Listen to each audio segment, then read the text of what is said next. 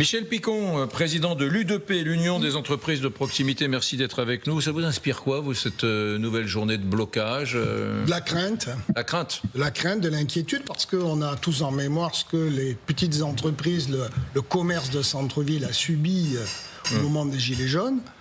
Paralysie du pays, peur pour nos clients de venir dans nos commerces, dans nos restaurants, dans tous les établissements. Je discutais encore hier avec un salon de coiffure qui est sur une trajectoire de manifestation, qui est en train de clouer des planches parce qu'il a peur pour ses vitrines. Il a même demandé à ses salariés de ne pas venir. En fait, tout ça, moi je voudrais dire, je comprends la contestation et je mesure les difficultés sociales de bon nombre de nos concitoyens. Voyez-vous, dans les petites entreprises, il y a une proximité avec nos salariés où on ne peut pas rester indifférent aux difficultés des gens, les fins de mois et tout cela. Oui, et puis je rappelle, il y a 250 boulangeries qui ne ferment pas par jour. C'est-à-dire que bien sûr. Vos propres adhérents sont sans doute les premiers à souffrir. Hein. Il y aura plus de 12 000 restaurateurs aujourd'hui qui vont perdre leur entreprise dans l'année 2025. Donc on mesure tout cela. Moi, ce qu'il y a de certain, c'est que c'est pas en tout cassant, en tout bloquant qu'on va arranger et débloquer les situations qui sont compliquées pour nos concitoyens.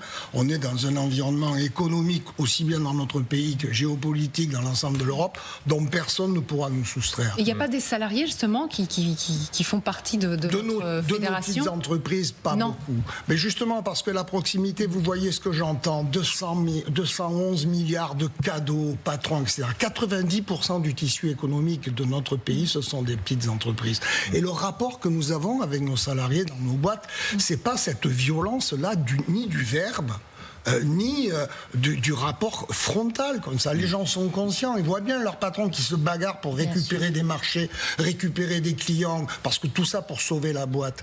Alors oui, il faut peut-être réfléchir à faire en sorte que le travail paye plus. Moi, ça fait des mois sur tous les plateaux que je répète ça.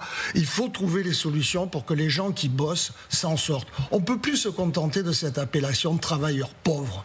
Moi, je suis d'une génération, quand tu avais un boulot, tu sortais, quelles que soient les études que tu as faites, tu avais un boulot, tu étais plus pauvre.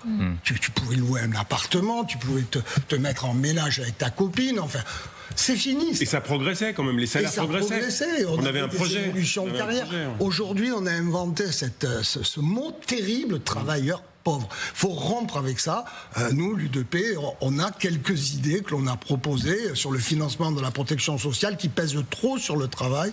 Et franchement, je pense que tout le monde doit se mettre au travail. On a un nouveau Premier ministre aujourd'hui. Moi, je le connais pas. Je vais le rencontrer dans les 24 heures ou 48 heures.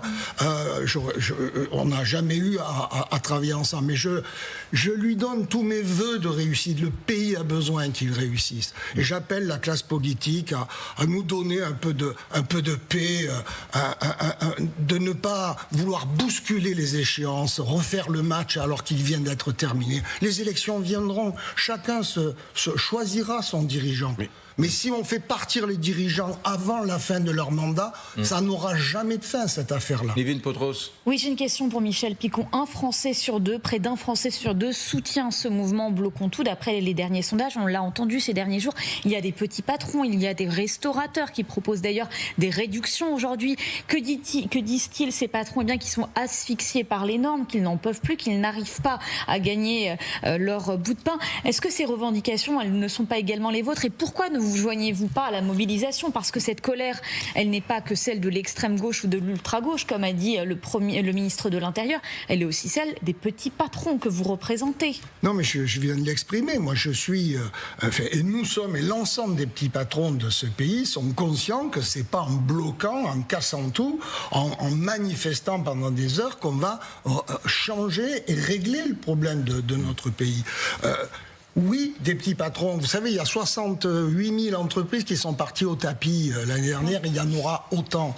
Évidemment, quand vous perdez votre entreprise, vous en avez après tout le monde, après l'État, après la sécurité sociale, après tous ceux qui vous ont mis en difficulté.